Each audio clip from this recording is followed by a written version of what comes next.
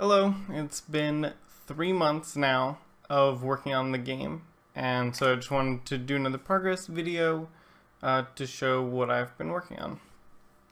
The main area of the game has changed a decent amount. I've added a new area up above that's pretty easily accessible for doing testing of the different area of effect things that I've added for spells. So we've got a healing one over here, which can be placed by the player. This one's just permanent for testing reasons.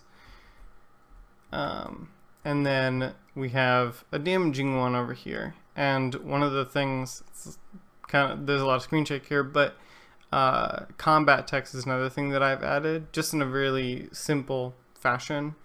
But that's kind of nice for getting additional information about how much damage things are doing. When these are just in the world, they have no additional damage from faith because they weren't cast by a player. But in the case of a player, if they do it, then their faith value on their character is used for calculating how much damage that does. So I'm going to go through and show a bunch of the different spells that I've added.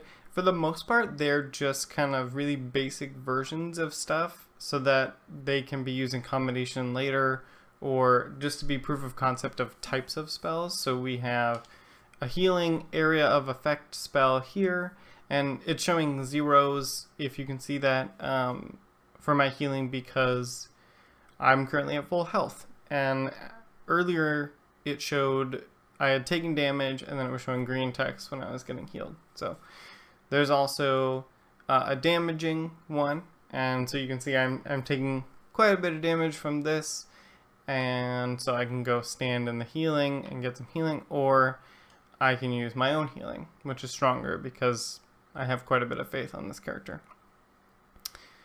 One of the big spells that we set up is a projectile. Not big, but important. And these are all just like placeholder values. There's actually a mistake with the air fireball because it fires down instead of firing like it's supposed to. But it can be used for hitting yourself and actually. So yeah, the fireball is supposed to be shooting out at a 45-degree angle down, but it's more like I think it's more like a 30-degree angle, but you can use it to get across gaps that would be farther. Obviously, I can make this gap on my own, but if it was like about twice that long, I'd still be able to make the jump because of that. Just a dumb, fun thing that a friend of mine pointed out while we were doing a playtest. I did some work with particle effects, just testing. Obviously, these things are being rendered in the wrong order because the background's actually covering them up, but it's just to test it out, kind of learn some of the particle system stuff so that I can use it eventually to do more interesting stuff. Assuming that we actually do that, we'd have to find some way to make it pretty pixelated, which is possible. It'd just be a lot of work. Okay, so one of the big changes that I'm making actually is converting things over to using a new character implementation.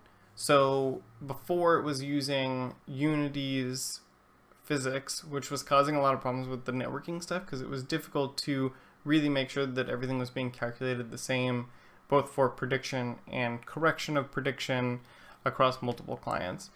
This new one is a raycast character that I put together using code from an example video on YouTube.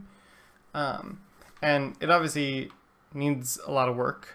It's a little too fast right now. The jumping is not very smooth because I'm not actually double jumping here. And the weapon, as you can see, is not being rendered. And none of the netcode is hooked up to this. So what I'm going to be doing is taking offline. I'm going to be like reproducing lag in an offline setting to get the netcode to be good in that situation, and then put it into actual netcode and have the network take care of things. And that way I should end up with a pretty good a pretty good netcode for this new character. This character is very, very limited. It doesn't have any of the spells that I just showed. It doesn't have any of the attacks or any of that stuff. So that'll all need to be rebuilt up, but it's going to be built with a much smarter structure in the code so that things are more modular and it's not just one giant file handling everything. So I'll be out for a week in Texas, so there will be a little bit less progress than usual over this next month, but hopefully I can spend enough time to get the character back up and running in this new architecture and replace every version of it, every version of the old character with this new one across all the networked stuff, because then the networking should be a lot smoother, and once that is in a really good place, then the proof of concept will be pretty much complete. And I don't know if you can hear it, my cat is like pawing at the door. Yeah, that's what I'll be working on. So hopefully that gets to a really good place. And then I'll be working on some actual content for the game. So there will be PvP, and we'll flesh out the dungeon a little bit. I didn't get to the enemies that I wanted to, so that will be first up on the list probably once the networking is looking good again, and once the character's back up to all of its possible features that it has on the current version.